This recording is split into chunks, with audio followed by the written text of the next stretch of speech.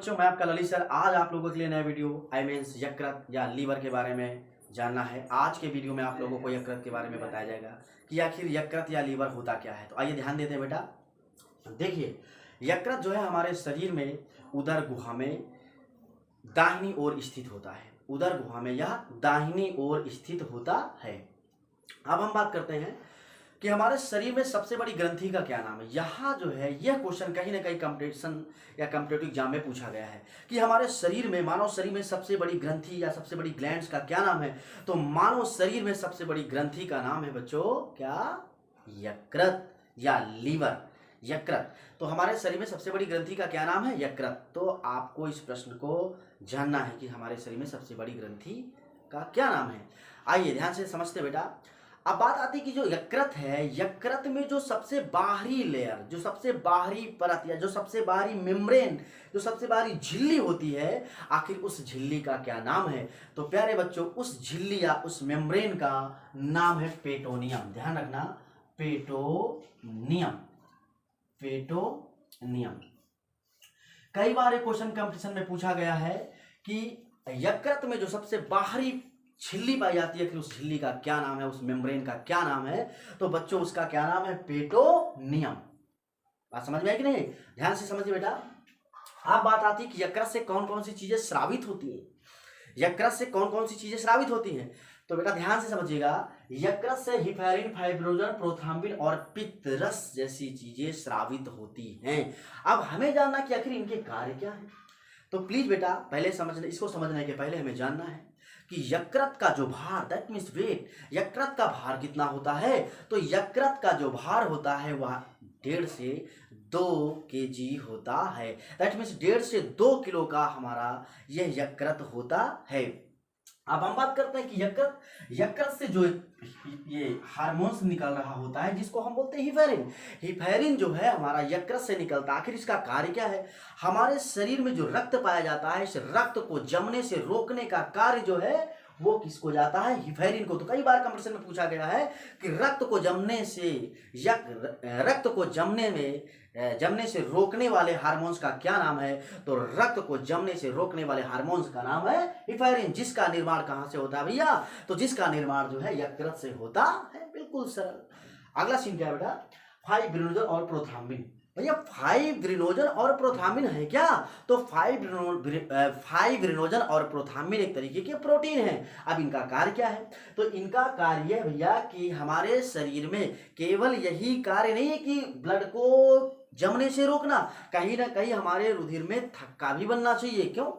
मान लीजिए किसी व्यक्ति को चोट लग गई, चोट लगने के बाद में मान लीजिए वो चोट लग गई, वो कहीं बाहर है और चोट से गिर गया हो, उसके बाद में सारी रात वहीं पड़ा हो, तो अब उसके कटे हुए भाग से कहीं ना कहीं पूरे शरीर का ब्लड बह जाना चाहिए। लेकिन ऐसा नहीं होता है। क्यों नहीं होता है? क्योंकि हमारे शरीर में जब चोट लग जाती, तो चोट लगने के बाद में हमारे शरीर में जो उपस्थित प्रोथ्राम्बिन और फाइब्रिनोजन ये प्रोटीन है, कहीं ना कहीं उस रुधिर को थक्का बनाएंगे, और थक्का जब बनाएंगे तो कुल मिलाकर के वह रुधिर उतने स्पीड से नहीं निकलेगा, अर्थात व्यक्ति की जान बच जाती है।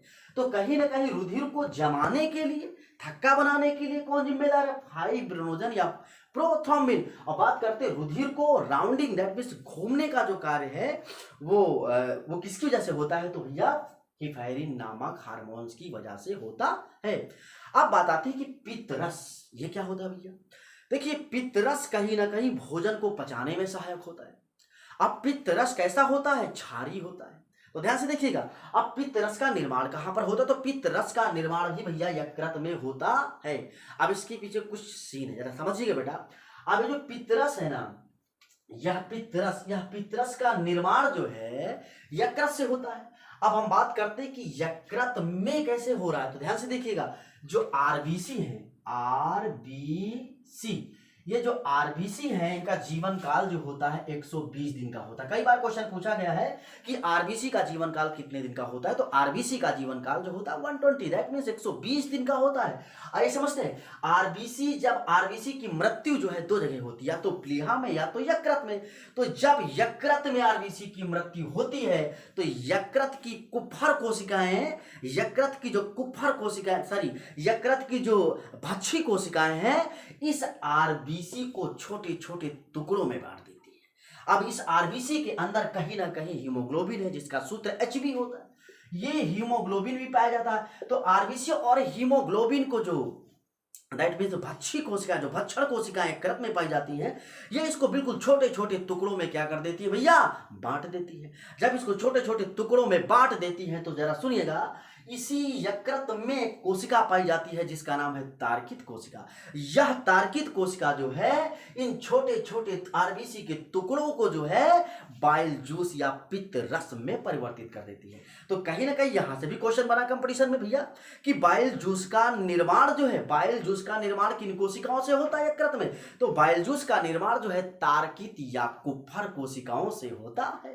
ध्यान से समझिए बेटा, तार्कित या कुप्फर कोशिकाओं से कहीं ना कहीं बाइल जूस का जो है निर्माण होता है। और जरा समझिए बेटा, अब बाइल जूस का निर्माण हो गया, मैंने बताया आपको अभी कि बाइल जूस जो होता है अम्लीय नहीं बल्कि क्षारीय होता है। तो कहीं ना कहीं मैंने आप लोगों को पढ़ाया है, बताया है पाचन में कि जो आमाशय होता, आमाशय में जब खाना, आमाशय में खाना कितने 4 घंटे तक होता है। जब आमाशय से खाना छोटी आंत की तरफ जा रहा होता है तो उस समय छोटी आंत खाने को पचाने में असहायक है। क्यों? क्योंकि पूरा खाना अम्लीय है, कहीं ना कहीं छोटी आंत को क्षारीय मैटर मिलना चाहिए। तो भैया ये जो गॉल ब्लैडर है, इसी गॉल ब्लैडर में पित्त रस आकर के स्टोर हो जाता है और उसके बाद में यहां से इस छोटी आंत को क्या मिल जाता है भैया, इस छोटी आंत को ये क्षारीय पदार्थ अर्थात पित्त रस मिल जाता है। और पित्त रस जैसे ही इसको मिलता है तो पूरी तरीके से यहाँ पर हमारा जो भोजन है वो पूर्णतया क्या हो जाता है, पच जाता है। तो ध्यान से समझिएगा, पित्त रस का निर्माण कहां से, यकृत से होता है। मैंने आपको पूरा मैटर बता दिया है, ध्यान से समझिएगा। कई बार कंपटीशन में पूछा गया है कि जो हमारा गॉल ब्लैडर अर्थात पित्ताशय होता है, इसकी लंबाई कितनी होती है? तो भैया पित्ताशय की लंबाई 8 सेंटीमीटर होती है। और क्वेश्चन आता है कि इसकी चौड़ाई कितनी होती है? तो इसकी लंबाई जो मैंने आपको बताया 8 सेंटीमीटर और इसकी जो चौड़ाई है भैया वो होती है 4 सेंटीमीटर। इस बात को भी आप याद रखना, ध्यान समझिएगा। यहां से 2 चीजें निकल रही होती हैं। जो हमारी आरबीसी है, आरबीसी से 2 क्वेश्चन और पूछे जाते हैं कंपटीशन में। कौन कौन से क्वेश्चन है भैया? सबसे बड़ी आरबीसी किस जीव में पाई जाती है? तो सबसे बड़ी आरबीसी जो है भैया वो पाई जाती है किसमें? एलिफेंट, दैट मीन्स हाथी में। और सबसे छोटी आरबीसी किसमें पाई जाती है? तो सबसे छोटी आरबीसी जो है वो मृग में पाई जाती है। किसमें पाई जाती है भैया? मृग में पाई जाती है। देखिए, पढ़ाई करना चाहिए, हमें मेहनत खूब करना चाहिए और हमारे शरीर में किसी भी प्रकार का कोई प्राउड नहीं आना चाहिए, कोई अभिमान नहीं आना चाहिए। क्योंकि मैं आपको किस्सा बताता हूँ, सीन बताता हूँ। जो लोग प्राउड और घमंड और अभिमान करते हैं ना, ऐसे लोग कभी सक्सेस नहीं होते हैं, ऐसे लोग कभी सक्सेस नहीं होते हैं। इसलिए मुझे कहना पड़ा, ध्यान से समझिए बेटा। कश्तियां बच जाती हैं तूफान में, कश्तियां बच जाती हैं तूफान में और हस्तियां डूब जाती हैं अभिमान में। तो हमें अभिमान नहीं करना चाहिए, हमें मेहनत करना चाहिए। और सफलता जो है, सफलता कहाँ से प्राप्त होती? तो ध्यान से देखिएगा बेटा, एक कहावत याद आ गई, फिर से जरा सुनिएगा। कहते हैं कि हमें सक्सेस होना है, सक्सेस के पीछे क्या करना? तो सक्सेस होने के लिए सबसे पहले हमें एक सूत्र को याद करना होगा, हार ना मानना, कभी ना मानना और कभी भी ना मानना। ये कार्य हमारा जरूर पूर्ण होगा, चाहे हम एसएससी सीजन में बैठ रहे हों, चाहे यूपीएससी की तैयारी कर रहे हों और चाहे हम नीट की तैयारी कर रहे हों। बात समझ में आई कि नहीं? तो कहने का मतलब है हमें मेहनत करनी होगी और प्रश्नों को पकड़ना होगा कि कौन से प्रश्न कंपटीशन में पूछे जाते हैं, तब जाकर के हमारा कार्य पूर्ण होगा।